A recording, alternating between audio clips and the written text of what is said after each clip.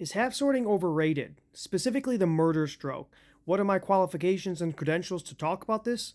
I don't have any. Let's talk anyway. I don't even have a fucking sword yet, but I will buy one this summer when the weather breaks, which is not yet where I live anyway. I feel like, okay, so half sorting like this, where one hand's on the actual handle meant for your hands, and then one's on the sword. To me, that makes just so much more sense. It's just you can control the tip a little bit better.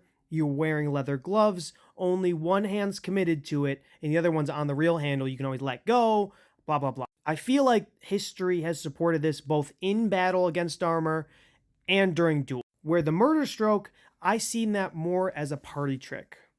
Because 100% you will find a bunch of this shit in manuscripts, in pictures. However, how practical it actually is, I'm not so sure. Because the simple fact is they've shown them with and without gloves, but even if we were to talk about exclusively with gloves, you're going to sit here and tell me even a blunt sword, which they were not, they were sharp. I'm tired of that fucking narrative too, but even if it's just a shitty handle, that's the problem. Forget getting cut. You will get cut. I don't care. Do not try that at home.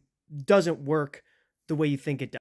At the very least, that is a shitty handle and a shitty axe, or a shitty hammer, or whatever you want to call that. In a pinch, can it be like a warhammer against armor if you have nothing else? Sure, I like the option. But let's not sit here and act like Hail Mary's a regular play call. You know what I'm saying? Let's not sit here and act like pointing at the ground is a genuinely game fight strategy.